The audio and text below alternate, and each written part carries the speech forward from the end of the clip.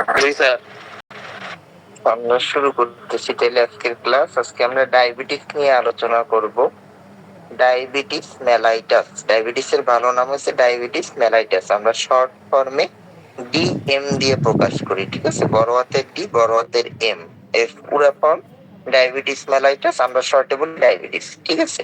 তাহলে ডায়াবেটিস কি জিনিস? Diabetes is a chronic metabolic disorder. Chronic মানে কি আগেও বলছি, অ্যাকিউট একটা কন্ডিশন, ক্রনিক একটা কন্ডিশন। অ্যাকিউট মানে তৎক্ষণাৎ, ঠিক আছে?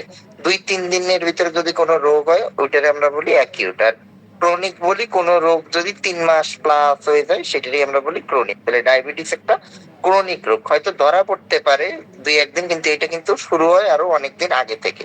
তাহলে diabetes mellitus is a chronic metabolic disorder. Metabolic বলতে বোঝাচ্ছে বিপাক ক্রিয়া। মেটাবলিক মানে হচ্ছে বিপাক ক্রিয়া, ঠিক আছে? বিপাক ক্রিয়া অসুখ আর কি, রোগ আর কি। Where the body can not properly use or produce insulin. Diabetes হয় মূলত ইনসুলিনের কারণে। ইনসুলিন এক মানে দুইটা টাইপের জায়গায়, ঠিক আছে? এক ধরনের রোগীদের ইনসুলিন তৈরি হয় বাট বডি ইউজ করতে পারতেছে না, আর এক ধরনের রোগীদের টোটালি তৈরি হয় না। এই যে আমরা চিকিৎসার ক্ষেত্রে দেখবেন অনেক রোগীদের ক্ষেত্রে আমরা দেই মুখে খাওয়ার ওষুধ, আর অনেক রোগীদের দেই ইনসুলিন, ঠিক আছে? ইনসুলিন যাদের দেই তাদের হচ্ছে ইনসুলিন বডি তৈরি করতে পারে না তাদের, আর তাদের মুখে খাওয়ার ওষুধ দিই তাদের বডিতে ইনসুলিন তৈরি হচ্ছে ওষুধগুলো দিই যাতে ইনসুলিন গুলো কাজ করতে পারে সেজন্য। তাহলে ডায়াবেটিস মেলাইটাস হচ্ছে ইনসুলিন এক প্রকারে তৈরি হয় না, আর একটা তৈরি হয় বাট কাজ করতে পারে না, ঠিক আছে? আর এর ফলে আলটিমেটলি কি হয়? ইনক্রিজ ব্লাড গ্লুকোজ লেভেল, ঠিক আছে? Increase blood glucose level. Glucose মানে সুগার আর কি, আমরা বলি সুগার, ঠিক আছে? চিনি যেটারে বলা হয় বাংলায়, চিনির লেভেল বাইরে যায়, সুগারের লেভেল বা গ্লুকোজের লেভেল বেড়ে যায়। তাহলে টোটাল ডেফিনেশনে হয়েছে কয়েকটা পার্ট। একটা হচ্ছে ক্রনিক মেটাবলিক ডিসঅর্ডার, আর একটা হচ্ছে ইনসুলিন তৈরি হয় না অথবা ইনসুলিন ঠিকমতো কাজ করতে পারে না। লাস্ট পার্ট হচ্ছে যার ফলে রক্তে সুগারের পরিমাণ বেড়ে যায়, ঠিক আছে? এটা কিন্তু রক্তে পারে, অন্য কোথাও না। আমাদের বডির যে রক্ত, রক্তে পারে। আমরা যে টেস্টটা করবো সেটা আমরা রক্ত দিয়েই করি, ঠিক আছে? তাহলে ডায়াবেটিস সুগার, সহজ বাংলায় যদি বলি, রক্তে সুগারের লেভেল বাড়ে কি কারণে বাড়ে? ইনসুলিনের কারণে বাড়ে। ইনসুলিন কাজ করতে পারে না, তাই বাড়ে। মিউট করে দেন, সাউন্ড অন করেন না কেউ এখন। আমি কোশ্চেন করার সুযোগ দেব শেষে। এবার আসেন ডায়াবেটিস কত প্রকার। আমরা সহজ ভাষায় বলি ডায়াবেটিস 3 প্রকার, টাইপ 1, টাইপ 2, আর একটা হচ্ছে জেস্টেশনাল ডায়াবেটিস মেলাইটাস। 3 প্রকার। আর আরেকটা হচ্ছে আদার স্পেসিফিক টাইপ, অন্য রোগের কারণে। এটা একটু ব্রডলি আমার লেখা আছে, আমি দিচ্ছি, আপনাদের ছবি পাঠাই দিচ্ছি, অলরেডি পেয়ে যাবেন। যদি টাইপ চিন্তা করি আমরা, টাইপ 1 বললাম, টাইপ 1, টাইপ 2, আর হচ্ছে জেস্টেশনাল। টাইপ 1 কি জিনিস? টাইপ 1 মূলত হয় ইনসুলিনের কারণে, ঠিক আছে? ইনসুলিনের কারণে, এই জায়গায় পাশেই লেখা আছে দেখেন, ইনসুলিন ডিপেন্ডেন্ট ডায়াবেটিস মেলাইটাস। মানে টাইপ 1 যাদের হয় তাদের বডিতে টোটালি ইনসুলিন তৈরি হয় না, ঠিক আছে? তৈরি হয় না। এটা মূলত কাদের বেশি হয়? হয় হচ্ছে বাচ্চাদের। এই যে নিচে লেখা আছে দেখেন, usually occurs in childhood or adolescence, ঠিক আছে? বাচ্চাদের বেশি হয়। বড়দের টাইপ 1, বড়দের টাইপ 1 হয় না, বড়দের হয় টাইপ 2, বাচ্চাদের হয় টাইপ 1। বাচ্চাদের কিন্তু ডায়াবেটিস মেলাইটাস খুবই কমন, ঠিক আছে? কমন বলতে হয় আর কি, ঠিক আছে? অনেকে মনে করে বাচ্চাদের ডায়াবেটিস হয় না। বাচ্চা 8 থেকে 13 বছর বয়সে যাদের ডায়াবেটিস হয় এগুলো সব হচ্ছে টাইপ 1 ডায়াবেটিস। আমরা বয়সের হিসাবে বলি হচ্ছে 30 বছর পর্যন্ত যে ডায়াবেটিসটা হয় এটা হচ্ছে টাইপ 1, আর বয়স্ক রোগীদের 30-40 এর পর যে ডায়াবেটিস হয় এটা হচ্ছে টাইপ 2, ঠিক আছে? টাইপ 2। তাহলে টাইপ 1 ডায়াবেটিস এর আরেকটা নাম ইনসুলিন ডিপেন্ডেন্ট হয় কাদের? বাচ্চাদের। এটুকু মনে রাখলেই হবে, আর কিছু মনে রাখার দরকার নাই। আর আরেকটা হচ্ছে টাইপ 2 ডায়াবেটিস মেলাইটাস, হচ্ছে নন ইনসুলিন ডিপেন্ডেন্ট। মানে এই জায়গায় ইনসুলিনের উপর মেইন কোনো কাজ নাই, যদি ইনসুলিন তৈরি হচ্ছে বাট আমাদের বডিতে ঠিকমতো কাজ করতে পারতেছে না, ঠিক আছে? কাজ করতে পারতেছে না। এইটা কাদের হয়? এইটা হচ্ছে অ্যাডাল্টদের, বয়স্কদের আর কি, ঠিক আছে? 40 প্লাস যাদের, তাদের সবারই হয় টাইপ 2 ডায়াবেটিস মেলাইটাস, ঠিক আছে? আর এর জন্য দায়ী হয়েছে আমাদের লাইফস্টাইল। এই টাইপ 2 এর ক্ষেত্রে, আমাদের ক্ষেত্রে লাইফস্টাইল একটা বড় ফ্যাক্টর। যাদের লাইফস্টাইল যত বাজে তাদের ক্ষেত্রে ডায়াবেটিস হওয়ার সম্ভাবনা তত বেশি। লাইফস্টাইল বাজে বলতে বুঝাচ্ছি যারা এক্সারসাইজ করে না, সারাদিন শুয়ে বসে থাকে, তারপর যারা মিষ্টি জাতীয় খাদ্য বেশি খায়, যারা স্ট্রেসে অনেক বেশি থাকে, এদের ক্ষেত্রে টাইপ 2 ডায়াবেটিস হওয়ার সম্ভাবনাটা অনেক বেড়ে যায়। আর ফ্যামিলি হিস্ট্রি দুইটার ক্ষেত্রেই হইতে পারে, টাইপ 1 এও হইতে পারে, টাইপ 2 হইতে পারে। ফ্যামিলি হিস্ট্রি বলতে বোঝাচ্ছে জিনগত আর কি, ঠিক আছে? আমরা বাংলায় বলি জিনগত বা জেনেটিক্যাল। এটা টাইপ 1 হইতে পারে, টাইপ 2 হতে পারে, দুইটাই হতে পারে। আর আলাদা আর একটা টাইপ আছে gestational diabetes mellitus. Gestational diabetes mellitus কি জিনিস? প্রেগনেন্সিতে প্রথম যদি কারো ডায়াবেটিস ধরা পড়ে, এটারই আমরা বলি জেস্টেশনাল ডায়াবেটিস মেলাইটাস। মানে একটা রোগীর কখনো জীবনে ডায়াবেটিস হয় নাই, প্রেগনেন্সির সময় প্রথম ধরা পড়ছে যে তার সুগার বেশি, এটারই বলা হয় জেস্টেশনাল ডায়াবেটিস মেলাইটাস। এইটার ট্রিটমেন্ট আমাদের আজীবন করতে হয় না, এটা ট্রিটমেন্ট ওই প্রেগনেন্সির পিরিয়ডই করতে হয়, এরপরে এটা ঠিক হয়ে যায় অটোমেটিক। ঠিক আছে, এটা নিয়ে আর কোনো ওই রকম সাধারণত আমাদের টেনশন থাকে না, এটা ঠিক হয়ে যায় প্রেগনেন্সি পিরিয়ডটা ট্রিটমেন্ট করলেই হয়। আর জেস্টেশনাল ডায়াবেটিস মেলাইটাস একটা কথা মনে রাখবেন, অবশ্যই ইনসুলিন দিয়েই ট্রিটমেন্ট করতে হবে। এই জায়গায় আর কোনো আমাদের অল্টারনেটিভ নেই, অন্য কোনো চিকিৎসা ব্যবস্থা নেই। এই জায়গায় অবশ্যই ইনসুলিন, এই জায়গায় আমরা মুখে খাওয়ার ওষুধ দেই না। বর্তমানে আধুনিক চিকিৎসা অনেকে কমেট দেয় আর কি, মেটফরমিন দেয়, বাট এইটা এখনো 100% সেফ প্রুভ হয় নাই। ঠিক আছে, এই জন্য আমরা ইনসুলিনই বেশিরভাগ ক্ষেত্রে দিই। ইনসুলিনই হচ্ছে 100% সেফ। বাকি যে মুখে খাওয়ার যে সব যত ওষুধ আছে কোনোটাই 100% সেফ না। এর জন্য প্রেগনেন্সিতে এগুলো প্রত্যেকটা বাচ্চাদের ক্ষতি করে। ঠিক আছে, বাচ্চার ক্ষতি করে, পেটে যে বাচ্চা তার ক্ষতি করে। এই জন্য এগুলো আমরা অ্যাভয়েড করি, আমরা ইনসুলিন দিয়ে চিকিৎসা করবো যদি প্রেগনেন্সিতে কেউ ডায়াবেটিস মেলাইটাস ধরা পড়ে। আর একটা আলাদা টাইপ আছে, বলছিলাম আপনাদের যে সেকেন্ডারি আলাদা অন্য কোনো রোগের কারণে ডায়াবেটিস হচ্ছে। কি কি রোগের কারণে হতে পারে? Pancreatic disease. ঠিক আছে, প্যানক্রিয়াটিক ডিজিজ বলতে বোঝায় আগ্নাশয়। ঠিক আছে, প্যানক্রিয়াসের বাংলা হচ্ছে আগ্নাশয়। আগ্নাশয়ের যে কোনো সমস্যা, প্যানক্রিয়াটাইটিস হইতে পারে, কার্সিনোমা বা ক্যান্সার হইতে পারে। হরমোনাল কিছু ডিসঅর্ডার আছে আমাদের, কুশিং সিনড্রোম, স্টেরয়েডের কারণে এগুলো হইতে পারে, বা ওষুধের কারণে হইতে পারে। যারা স্টেরয়েড বেশি নেয় তাদের হইতে পারে, বা যারা এই থায়াজাইড ডাইউরেটিক্স বেশি নেয় তাদের হতে পারে। এটা হচ্ছে আলাদা একটা কন্ডিশন, কিন্তু আমরা প্রধানত টাইপ বলি তিনটেই। ঠিক আছে, টাইপ 1, টাইপ 2 আর জেস্টেশনাল ডায়াবেটিস মেলাইটাস। আর আলাদা আদার কজের ভিতর এগুলো বলা যেতে পারে। এগুলো অত বেশি হয়ও না। ঠিক আছে, এগুলো কম, মেইন কজ ওইগুলোই।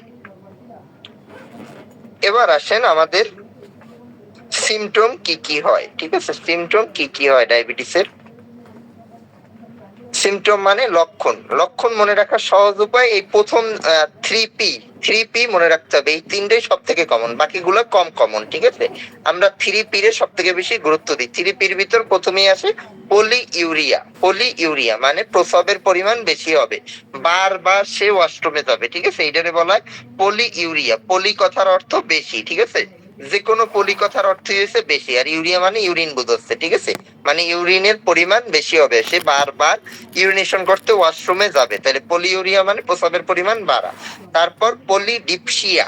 ঠিক আছে, পলিডিপসিয়া মানে গলা শুকিয়ে যাবে, এক্সেসিভ পরিমাণে ডিহাইড্রেটেড থাকবে, সে একটু পর পর পানি খেতে যাবে। ঠিক আছে, তার গলা শুকিয়ে যাবে, এই জন্য সে পানি বেশি বেশি খাবে, এটারই বলা হয় পলিডিপসিয়া। আর একটা হচ্ছে পলিফেজিয়া। পলিফেজিয়া মানে তার একটু পর পর ক্ষুধা লাগবে, সে বেশি বেশি খাবার খাবে।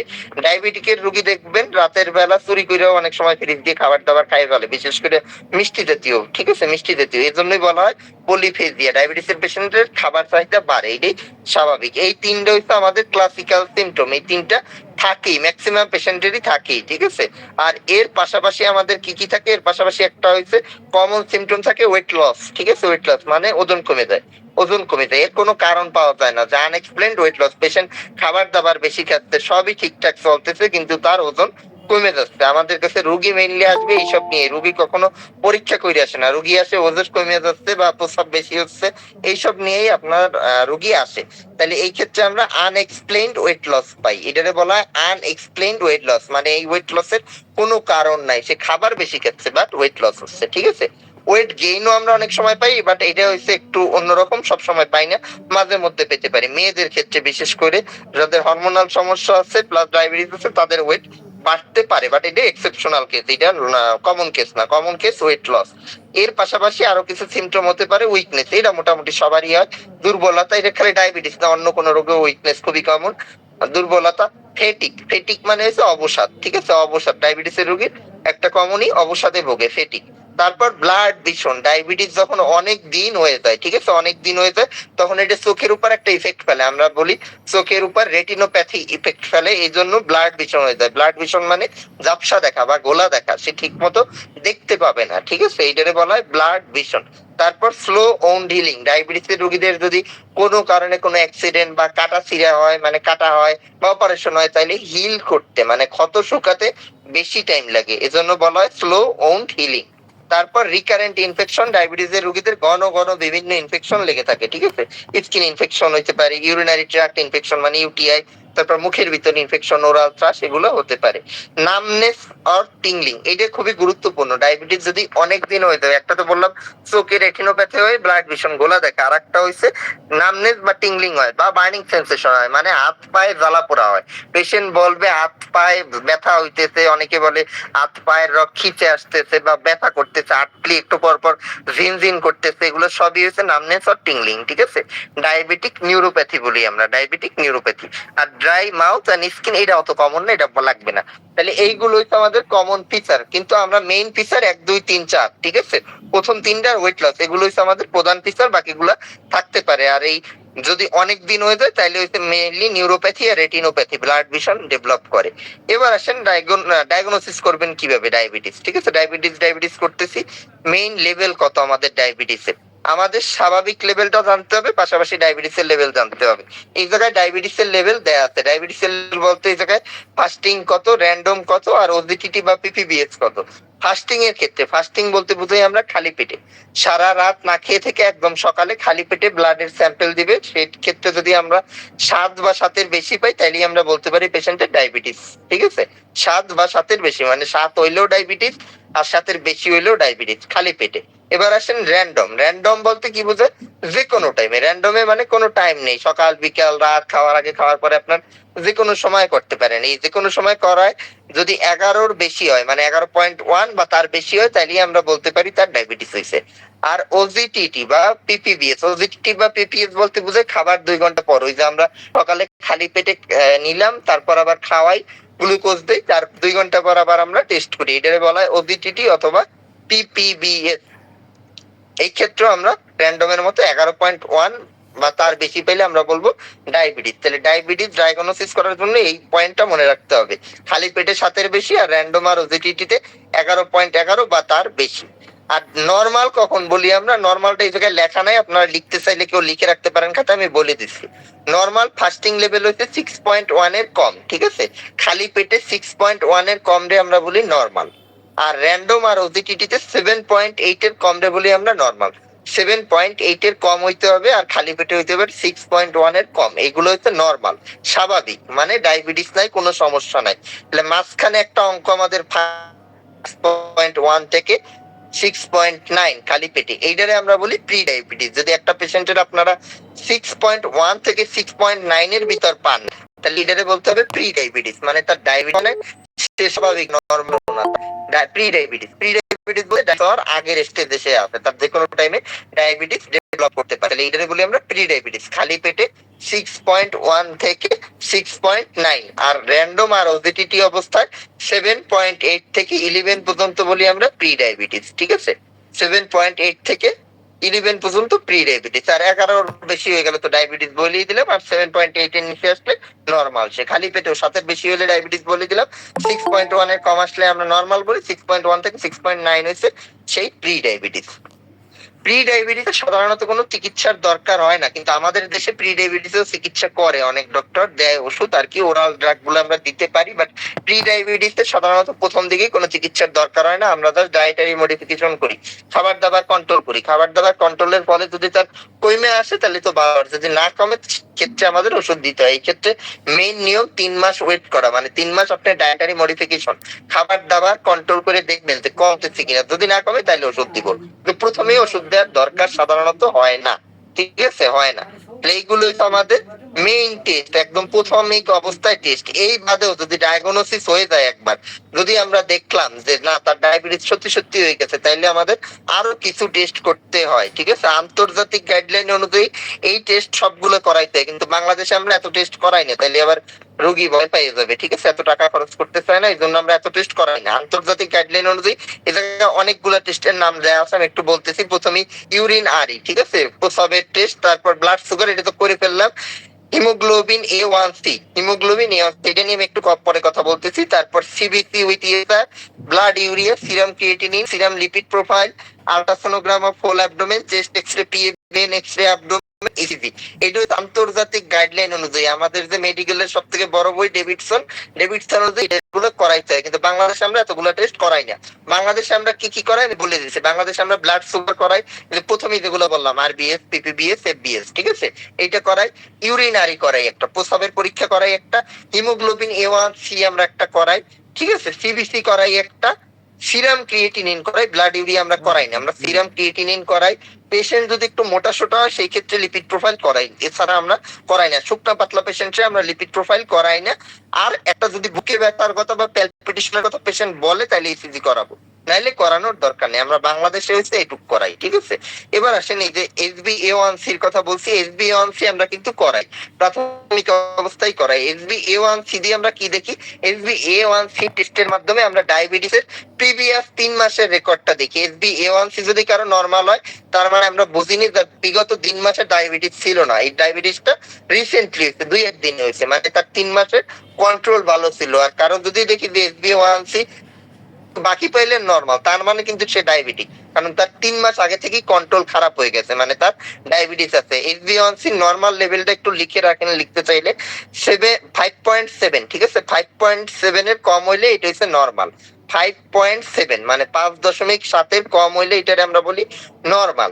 প্রি ডায়াবেটিস বলি 5.7 থেকে 6.4, ঠিক আছে, 6.4 এটারে বলি প্রি ডায়াবেটিস। আর 6.5 এর বেশি হয়ে গেলে এটা ডায়াবেটিক কন্ডিশন, ঠিক আছে, 6.5 এর বেশি হয়ে গেলে ডায়াবেটিক কন্ডিশন। নরমাল হইছে 5.7, প্রি ডায়াবেটিক হইছে 5.7 থেকে 6.4, আর 6.5 হয়ে গেলে ডায়াবেটিক কন্ডিশন, ঠিক আছে, ডায়াবেটিক কন্ডিশন।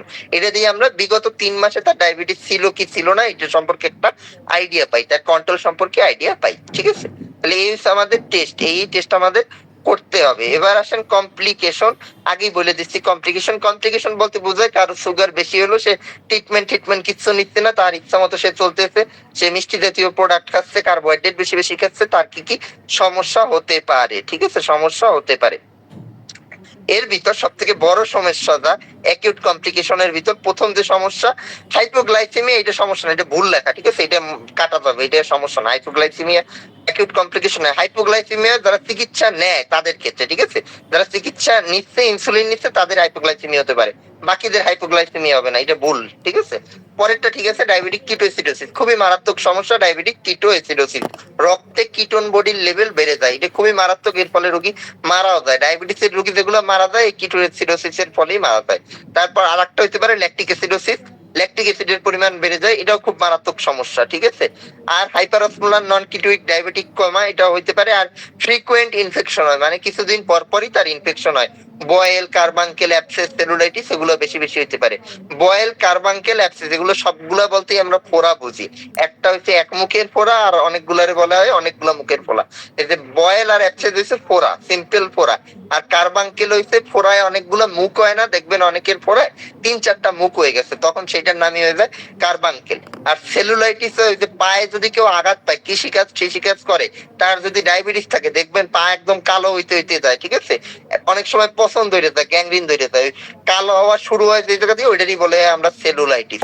আর ডায়াবেটিসে টিবি রোগ যাদের আছে এটা সারতে চায় না, ঠিক আছে, এটা লং টার্ম প্রভাব ফেলে। তাহলে এই ইনফেকশন গুলো কমন। আর লং টার্ম ইফেক্টের ফলে কিছু আমাদের ইনফেকশন জাতীয় কমন, একটা বলছিলাম নিউরোপ্যাথি, ওই যে টিংলিং সেন্সেশন, হাত পা জ্বালা পোড়া করে বা পেশেন্ট কমপ্লেন করে, নিউরোপ্যাথি কমন, ঠিক আছে।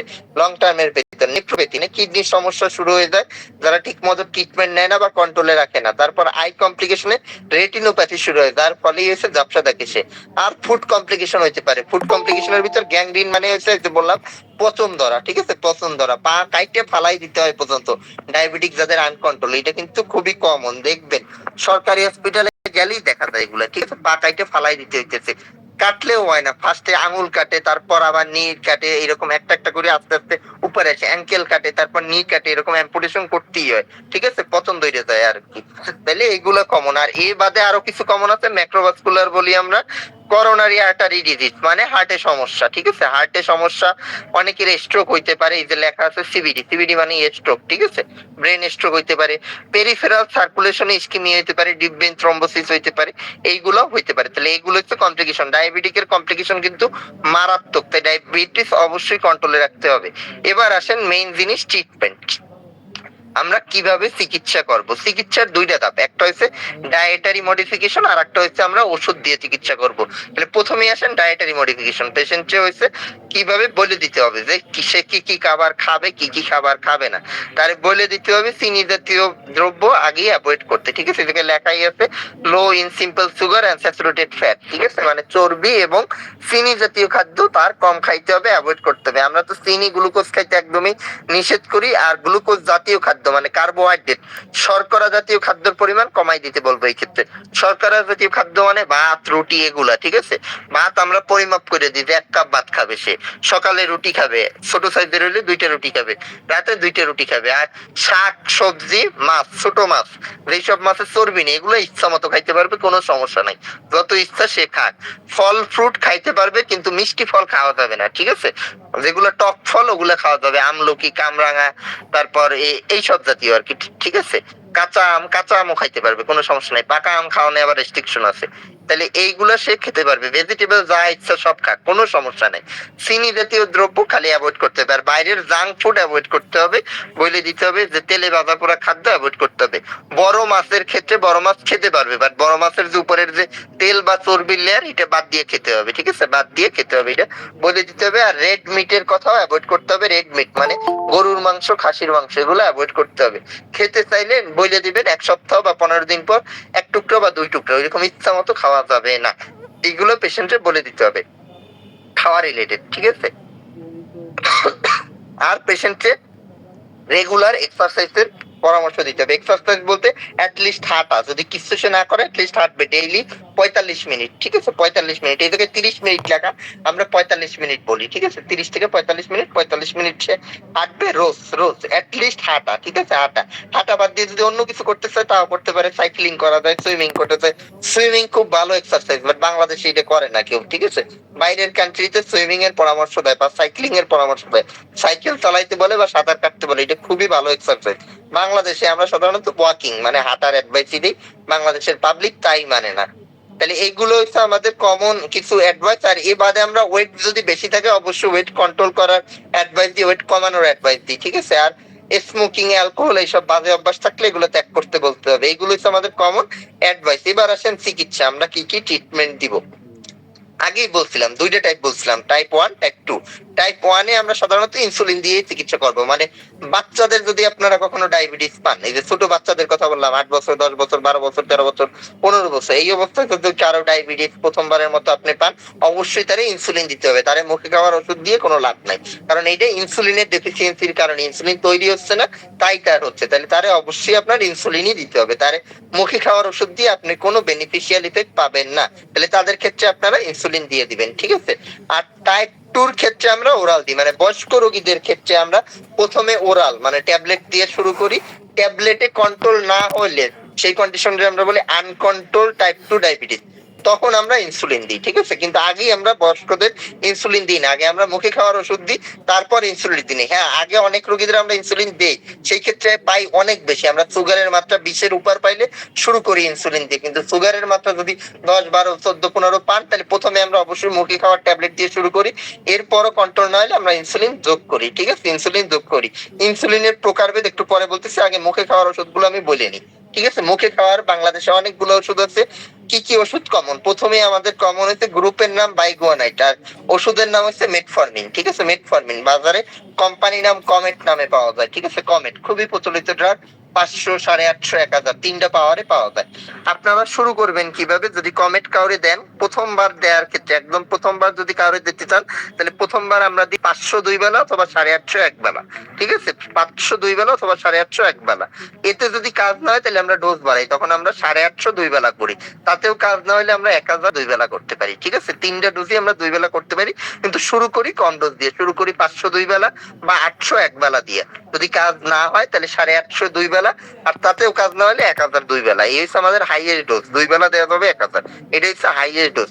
এই কমেট বা মেটফরমিন আপনারা কাদের দিবেন এটারও একটা ইন্ডিকেশন আছে। কমেট বা মেটফরমিন সব পেশেন্টের সাধারণত দেওয়ার ওইভাবে নিয়ম নাই। কমেট বা মেটফরমিন দিবেন কাদের?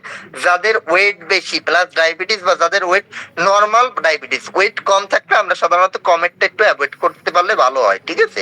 ওয়েট কম থাকলে কমেটটা অ্যাভয়েড করতে পারলে ভালো হয়, কারণ কমেটের একটা কাজ হচ্ছে অ্যানোরেক্সিয়া বা রুচি কমানো, ঠিক আছে, রুচি কমানো। তাহলে যাদের ওয়েট এমনি কম, অনেক কম, তাদের যদি রুচি আরো কমে যায় তারা তো আরো শুকিয়ে যাবে। এই জন্য আমরা সেই ক্ষেত্রে একটু কমেটটা অ্যাভয়েড করতে বলি। এই জন্য কমেট প্রাথমিক অবস্থায় দিবেন যাদের ওয়েট বেশি বা স্বাভাবিক ওয়েট, তাদের ক্ষেত্রে কমেট দেন, কোনো সমস্যা নাই, কমেট বা মেটফরমিন। এবার আসেন 2 নাম্বার গ্রুপ, সালফোনাইল ইউরিয়াস। সালফোনাইল ইউরিয়াসের ভিতরে আমরা কয়েকটা ড্রাগ ইউজ করি, বাজারে সব থেকে এখন বেশি আমরা ইউজ করি দুইটা। গ্লিমেপিরাইড, গ্লিমেপিরাইড মানে হচ্ছে লসুকন নামে বাজারে কিনতে পাওয়া যায়, 1 2 3 4 5 5টা পাওয়ারে পাওয়া যায়, ঠিক আছে, গ্লিমেপিরাইড। আর গ্লিক্লাজিড হচ্ছে কমপ্রিট নামে পাওয়া যায়, ঠিক আছে, কমপ্রিট 50 80 দুইটা পাওয়ারে পাওয়া যায়। তাহলে আমরা এই দুইটাই ইউজ করতে পারি, এই দুইটাই বেশি ইউজ হয়। এছাড়াও আরো অনেক ড্রাগ আছে, গ্লিবেনক্লামাইড আছে, গ্লিপিজিড আছে, অনেক কিছু আছে, এগুলো লাগবে না, আপনারা দুইটাই মনে রাখেন, লসুকন আর কমপ্রিট। লসুকন মানে হচ্ছে গ্লিমেপিরাইড আর গ্লিক্লাজিড মানে হচ্ছে কমপ্রিট, ঠিক আছে, কমপ্লিট। এটারও দেওয়ার নিয়ম আছে, এটা আমরা কাদের চয়েস করব, এটা হচ্ছে শুকনো পেশেন্ট, ওই যে আগেরটা বললাম না যে শুকনো পেশেন্টের দেওয়া যাবে না। আর এই ক্ষেত্রে শুকনো পেশেন্টের সবার আগেই আমরা গ্লিমেপিরাইড বা গ্লিক্লাজিড দিয়ে শুরু করি, কারণ এই ড্রাগটা হচ্ছে ওয়েট বাড়ায়, ঠিক আছে, ওয়েট বাড়ায়, এই জন্য আমরা হচ্ছে এই ড্রাগটাই চয়েস করি। শুকনো পেশেন্টদের আমরা চাই কি একটু ওয়েট বাড়ুক, এই জন্য আমরা শুকনো পেশেন্টদের ক্ষেত্রে আমরা এই ড্রাগটা দিয়ে শুরু করি, ঠিক আছে। আর এই ড্রাগটা সাধারণত সকাল আর দুপুরে দেওয়া হয়, ঠিক আছে, সকাল আর দুপুরে দেওয়া হয়, রাতে আমরা একটু অ্যাভয়েড করতে পারলে ভালো হয়, কারণ এটা হাইপোগ্লাইসেমিয়া করে, মানে গ্লুকোজ লেভেল অনেক বেশি কমাই ফেলতে পারে, এই জন্য রাতে অ্যাভয়েড করতে পারলে ভালো হয়। সকাল আর দুপুরে আমরা বেশি দেই, কমপ্লিট অথবা লসুগঞ্জ যেইটাই দেন, ঠিক আছে, যেইটাই দেন, সাধারণত এক বেলা ডোজই দেওয়া হয়, ঠিক আছে, এক বেলা ডোজই এটা দেওয়া হয়। তারপর আসেন এই দুইটা গেছে একটু কম দামি ড্রাগ, এই আগে যেটা বললাম আর এইটা বললাম, এইগুলো একটু কম দামি ড্রাগ। এবার বেশি দামি ড্রাগ, বেশি দামি ড্রাগটার ভিতর আছে DPP-4 ইনহিবিটরের ভিতর আছে সিটাগ্লিপটিন, বিল্ডাগ্লিপটিন, লিনাগ্লিপটিন। আমরা বর্তমানে সব থেকে বেশি ইউজ করি লিনাগ্লিপটিন, লিনা ট্যাব নামে বাজারে পাওয়া যায়, ঠিক আছে, লিনা ট্যাব নামে পাওয়া যায়। লিনা ট্যাব আপনি দিতে পারেন, জিকাউরি দিতে পারেন, এটা আর ওরকম শুকনা আর মোটা নাই, জিকাউরি দিতে পারেন, বাট এটার দাম কিন্তু বেশি, গরিব পেশেন্টদের দেওয়ার ক্ষেত্রে একটু সতর্কতা অবলম্বন করবেন। অন্যগুলোর তুলনায় কিন্তু এই লিনাগ্লিপটিনের দাম বেশি, যা আগে যেগুলো বললাম কমেট, লসুগন, কমপ্লিট, এর তুলনায় লিনাগ্লিপটিনের দাম বেশি। সিটাগ্লিপটিনও চলে, গ্লিপিটিন নামে বাজারে পাওয়া যায়, এটাও চলে, ঠিক আছে, এটাও চলে। এটাও আমরা ওয়ান্স ডেইলি ডোজিং দিই, এক বেলা দিই, ঠিক আছে, এক বেলা দিই। তারপর আসেন হচ্ছে সব থেকে দামি ড্রাগ এই সবগুলোর ভিতর এম্পাগ্লিফ্লোজিন, এইটা হচ্ছে নিউয়ার ড্রাগ আমাদের। এম্পাগ্লিফ্লোজিন সাধারণত আমরা সিঙ্গেল বেস ট্রিটমেন্ট দিই না, এম্পাগ্লিফ্লোজিন দিই কোনো একটার সাথে, একটা পেশেন্টের ওই যে কমেট খাওয়াইলাম বা লসুকন খাওয়াইলাম বা কমপ্লিট খাওয়াইলাম বা লিনাটাপ খাওয়াইলাম, এগুলাই কাজ করতেছে না ভালো মতো, মানে একটাই কন্ট্রোল হচ্ছে না, তাদের ক্ষেত্রে আমরা সেকেন্ডারি হিসাবে অ্যাড করি এই এম্পাগ্লিফ্লোজিন, ঠিক আছে, এম্পাগ্লিফ্লোজিন বাজারে এম্পা নামে পাওয়া যায়, এম্পা নামে পাওয়া যায়। আমি এতক্ষণ যা বললাম সব আলাদা আলাদা ড্রাগ, বাজারে অনেক কম্বিনেশনও পাওয়া যায়, কমেটের সাথে এম্পার কম্বিনেশন পাওয়া যায়, এম্পামেট নামে পাওয়া যায়, ঠিক আছে, এরকম প্রত্যেকটারই কম্বিনেশন, লিনাটাবের সাথে এম্পার কম্বিনেশন আছে, লিনাটাবের সাথে কমেটের কম্বিনেশন আছে, কম্বিনেশন আমরা ইউজ করতে পারি, ঠিক আছে, এতে কোনো সমস্যা নাই, কম্বিনেশন ইউজ করি কেন, আমরা আলাদা আলাদা দুইটা ড্রাগ দিলে দেখা যায় দাম বেশি পড়ে যায়, ঠিক আছে, আর কম্বিনেশন একত্রে দিলে একটার ভিতর দুইটা পাওয়া যায়, দাম একটু কম পাওয়া যায় আর কি, ঠিক আছে, কম পাওয়া যায়, এই জন্য আমরা অনেক সময় কম্বিনেশন ইউজ করি, কিন্তু প্রাথমিক অবস্থায় সিঙ্গেল দিয়ে শুরু করবে, কাজ না হইলে কম্বিনেশনে যাবেন, আগেই কম্বিনেশনে যাওয়ার দরকার নেই, কম্বিনেশনে পরে যাবেন। তাহলে এগুলো হচ্ছে আমাদের ওরাল গেল, মুখে খাওয়ার ওষুধ। এবার আসেন ইনসুলিন, মুখে খাওয়ার ওষুধে কাজ যাদের না হবে তাদেরকে আমরা ইনসুলিন দিব। ইনসুলিন অনেক প্রকারে আছে, ইনসুলিন আমাদের 4 প্রকার সাধারণত, ঠিক আছে, 4 প্রকার এই জায়গায় আলাদা করা আছে। প্রথম যে প্রকারটা দেখেন অনসেট লেখা আছে 10 থেকে 15 মিনিটের ভিতর কাজ করে, এটা আমরা বলি আল্ট্রা শর্ট। বর্তমানে এই আল্ট্রা শর্ট ইউজ করা হয় না, কারণ এর সাইড ইফেক্ট বেশি, এর সাইড ইফেক্টের ফলে রোগী মারা পর্যন্ত যাইতে পারে, কারণ এটা খুব দ্রুত কাজ করে, তো হাইপো করে ফেলায়, হাইপো করলে রোগী মারা যাওয়ার প্রবণতা তৈরি হতে পারে, এই জন্য আমরা এটা অত ইউজ করি না। লিসপ্রো আর অ্যাসপার্ট আমরা এখন বর্তমানে ইউজ করি না বললেই চলে। হ্যাঁ, এমার্জেন্সি কিছু কন্ডিশনে হসপিটাল ওরিয়েন্টেড পেশেন্টদের আইসিইউ তে ইউজ করা হইতে পারে, বাট বাসা বাড়ির ক্ষেত্রে আমরা এগুলো দেই না সচরাচর, ঠিক আছে, দেই না। আমরা ইউজ করি বর্তমানে বেশি রেগুলার ইনসুলিন, ঠিক আছে, শর্ট অ্যাক্টিং, এটা বলা হয় শর্ট অ্যাক্টিং। এটা দেওয়ার পর 1 ঘন্টা ধরে কাজ, 1 ঘন্টা পর কাজ করা শুরু করে আর কি, আধা ঘন্টা থেকে 1 ঘন্টা পর কাজ করা শুরু করে রেগুলার ইনসুলিন। এই যে বাজারে যেগুলো কিনতে পাওয়া যায় দেখবেন লেখা থাকে আর, একটা আর, এই আর ফর রেগুলার, ঠিক আছে, R for regular, R for regular insulin, আর সবকিছুর পাশে দেখবেন আর, এই আর দিয়ে বোঝাচ্ছে রেগুলার ইনসুলিন। আর আর এর পাশে যদি দেখেন যে কোনো পাওয়ার নাই বা পাওয়ার একটা লেখা মানে 100 বা 40 বা 70, তার মানে এটার ভিতর খালি রেগুলারই আছে, এটার ভিতর আর অন্য কিছু নাই। আর অনেক ক্ষেত্রে দেখবেন এই আর এর পাশে আবার লেখা আছে 30/70 বা 50/50 বা 70/30। এই যখনই এই বাই কথাটা আসবে মানে অবলিক আসবে, তখনই এটা হচ্ছে মিক্সড হয়ে যায় দুইটার কম্বিনেশন, রেগুলারের সাথে এনপিএইচ ইনসুলিনের কম্বিনেশন, তখন হচ্ছে এরকম একটা মাঝখানে অর চলে আসবে। ঠিক আছে, অর চলে আসবে। আমরা সব থেকে বেশি ইউজ করি এই অর যেগুলো দেওয়া থাকে এই 50/50 বা 70/30, এটাই সব থেকে বেশি ইউজ করি। আর সেকেন্ড বেশি ইউজ করি খালি রেগুলার ইনসুলিন, এটা খালি আর দেয়, আর কিছু নাই। আর লং অ্যাক্টিং আর একটা আছে গ্লারদিন বা ল্যান্টাস নামে বাজারে পাওয়া যায়। এটা হচ্ছে যারা একদম অনেক বেশি বেড়ে যায়, ঠিক আছে, অনেক বেশি, যাদের ডায়াবেটিসের সমস্যা অনেক বেশি থাকে, আনকন্ট্রোল 30, 32, 50, 40 এরকম থাকে সবসময়, তাদের ক্ষেত্রে রাতে খাবার পর আর একটা ইনসুলিন দেওয়া হয়, সেইটাই হচ্ছে এই ল্যান্টাস বা গ্লারদিন। ঠিক আছে, খাবার পরে। সাধারণত ইনসুলিন তো আমরা খাবার আগে দিই, আর এই গ্লারজিন দিই খাবার পরে। ঠিক আছে, খাবার পরে। আর ইনসুলিন কিভাবে দিবেন, ইনসুলিন প্রথমবার দেওয়ার ক্ষেত্রে অবশ্যই একটু মনে রাখবেন, আমরা যা পাবো, ধরেন একটা পেশেন্টের আরবিএস পাইলাম মাইপে আমরা 16, ঠিক আছে, তার ওয়েট যদি আদর্শ ওয়েট হয়, আদর্শ ওয়েট বলতে আমরা বুঝি 60 থেকে 70 কেজি ওয়েট। ঠিক আছে, আদর্শ ওয়েট হইলে তার যদি আপনি পান, যা লেভেল পাবেন, ধরেন যদি 16 পান তাহলে আমার টার্গেট থাকবে এই 16-র আশেপাশেই তারে দেয়া। যদি 16 পাই তাহলে আমার টার্গেট থাকবে তারে 14/16 দেয়া। সেই ক্ষেত্রে এই 14/16 দুই ভাগে ভাগ করে দিয়ে দিবেন, সকালে দিবেন 8, রাতে দিলেন 6, 14 হয়ে গেল। দিয়ে দেখবেন যে তার ডায়াবেটিস কন্ট্রোল হচ্ছে কিনা। কন্ট্রোল হইলে এইটাই ফিক্সড করবেন, আর কন্ট্রোল না হইলে মানে যদি দেখেন যে এখনো বেশি থাকতেছে তাইলে 2 করে বাড়াবেন, যতক্ষণ পর্যন্ত কন্ট্রোল না হয় ততক্ষণ মানে ততদিন প্রত্যেক দিন করে 2 করে বাড়াবেন। যখনই কন্ট্রোল হয়ে যাবে ওইটাই ফিক্সড করবেন। আর যদি দেখেন এই 14/16 দেওয়ার পরে তার একদম আরো কমে আসতেছে, বেশি কমে আসতেছে, তাইলে আবার ডোজটা কমাবেন, 2 করে কমাবেন সিমিলার ভাবে। ঠিক আছে, 14 দিলে যদি বেশি কমে যায় তাহলে পরদিন দিবেন 12, মানে 6 করে দিবেন। এইভাবে আমরা ডোজ ফিক্সড করি আর কি। এই হয়েছে টোটাল ডায়াবেটিস নিয়ে যত আলোচনা। এটুক মনে রাখতে পারলে আপনারা সব ডায়াবেটিসের রোগী সামলাইতে পারবেন। এইভাবেই আমরা ট্রিটমেন্ট সাধারণত করি। এবার আপনাদের কোনো কোশ্চেন থাকলে করতে পারেন।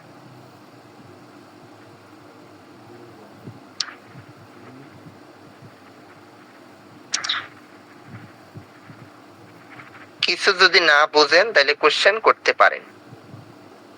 আর যারা পরে জয়েন করছেন তারা ভিডিও দেখে নেবেন, ভিডিও দিয়ে দিবেন, সম্পূর্ণ ক্লাসেরই আবার শুনবেন, কোনো সমস্যা নাই।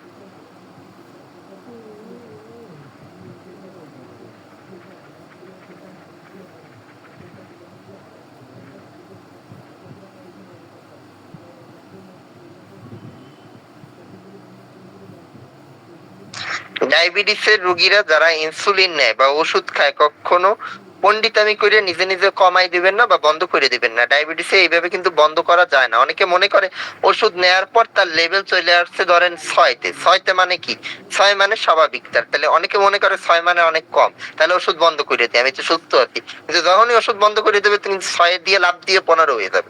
এজন্য কখনো ওষুধ বন্ধ করা যাবে না। আর ইনসুলিন আমরা অনেক পেশেন্টদের বন্ধ করি, ঠিক আছে, করি। সেটা কোন ক্ষেত্রে করি, যদি ইনসুলিন নেয়ার পর যদি 3.5-এর নিচে চলে আসে, ধরেন একটা পেশেন্টের থাকে ধরেন 10-11, সে ইনসুলিন নেয়ার পর চলে আসতেছে 2 বা 3, সেই ক্ষেত্রে আমরা ইনসুলিন বন্ধ করে দিই আস্তে আস্তে ডোজ কমাইয়ে। কিন্তু এর বেশি হলে যে 5-6 থাকলে কিন্তু বন্ধ করা যাবে না, সেই ক্ষেত্রে ইনসুলিন চলবে। ঠিক আছে, আর বন্ধ করার নিয়ম একবারে বন্ধ করা যাবে না, আমরা আস্তে আস্তে দেখি, আস্তে আস্তে ডোজ কমাইয়ে বন্ধ করব, একবারে বন্ধ করার কোনো নিয়ম নাই। আর এটা বন্ধ করা খারাপ কিন্তু, ঠিক আছে, এরকম হুট করে বন্ধ করে দিলে রোগীর অবস্থা কিন্তু হুট করে খারাপ হয়ে যাবে। আবার এটা এইভাবে বন্ধ করা যাবে না, অবশ্যই ভালোভাবে দেখে শুনে আস্তে আস্তে বন্ধ করতে হবে। আর যদি ওই যেটা বললাম হাইপো হয়ে যায়, যদি একদম কমে আসে যদি, সেই ক্ষেত্রে আপনারা হচ্ছে আস্তে আস্তে কমায় বন্ধ করতে পারেন। ঠিক আছে, বন্ধ করতে পারেন। সেক্ষেত্রে ওরাল দিয়ে দিতে হবে, যারা ওষুধ না খায় তাদের মুখে খাওয়ার ট্যাবলেট দিয়ে দিবেন, তারপর ইনসুলিন বন্ধ করতে পারেন যদি বেশি কমে যায়। এর আগে হুট করে ইনসুলিন কখনোই বন্ধ করা যাবে না।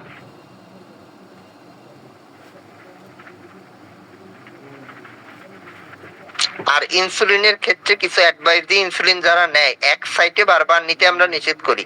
এখন তো অনেক আধুনিক টেকনোলজি আসছে, পেন ফিল ও মুক্ত মুখ অনেক কিছু আসছে। আগের দিনে তো সিরিঞ্জ দিয়ে নিত আর কি, মাইপে মাইপে। ঠিক আছে, সেই ক্ষেত্রে আমরা পরামর্শ দিতাম, এখন এখনো দেই আমরা, তো অনেক গ্রামের দিকে এখন ওইটা প্রচলন আছে, এক সাইটে নেওয়া যাবে না, মানে এক জায়গায় বারবার সুচ ফুটানো যাবে না। এক জায়গায় যদি বারবার ফুটে সেই ক্ষেত্রে লাইপোডিস্ট্রফি হয়ে যাবে, মানে স্কিনের ক্ষয় হওয়া শুরু করবে। এই জন্য আমরা বলি ডিফারেন্ট সাইটে নিতে।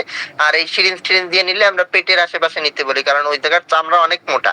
ইনসুলিন আমাদের দিতে হয়েছে চামড়ার নিচে, ঠিক আছে? অনেকে মনে করে মাংস পেশিতে, কিন্তু মাংস পেশিতে না, কিন্তু ইনসুলিন দিতে চামড়ার নিচে। চামড়ার নিচে দিলে অ্যাডভান্টেজ কি, যে স্লো কাজ করে অনেক। আর যদি মাংস পেশিতে দেন তাহলে হুট করে তাড়াতাড়ি কাজ করবে, তাড়াতাড়ি কাজ করা খারাপ।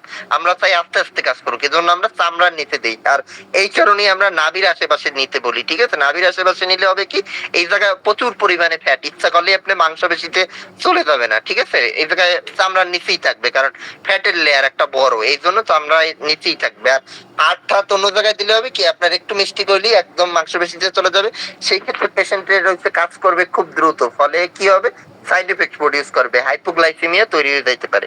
এই জন্য আর কি আমরা পেটের আশেপাশে, মানে নাভির আশেপাশে আমরা নিতে বলি আর কি, ঠিক আছে? আর এক জায়গায় বারবার নিবেন না, তাইলে লাইপোডিস্ট্রফি হইতে পারে। লাইপোডিস্ট্রফি বলতে বোঝায় এই জায়গায় অ্যাট্রোফি হইতে পারে, হাইপারট্রফি হইতে পারে, মানে স্কেয়ার ফর্মেশন, কাটলে দেখবেন একটা সাদার মতো হয়ে যায় না, দাগের মতো, এইরকম হয়ে মোটা হয়ে যেতে পারে, এটারে বলা হয় হাইপারট্রফি। আর অনেকের ক্ষেত্রে আবার ক্ষয় হয়, মানে ডেবে যায় আর কি, এটারে বলা হয় অ্যাট্রোফি। তাই একই জায়গায় বারবার নেওয়া যাবে না, এটা পেশেন্টকে বলে দিতে হবে।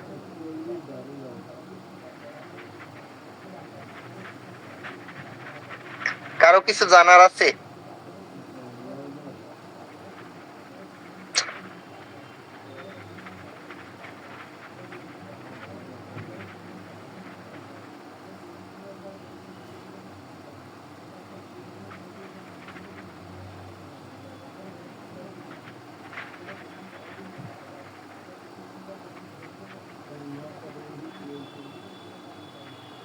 কোশ্চেন না থাকলে ক্লাস শেষ করতেছি আজকের মতো।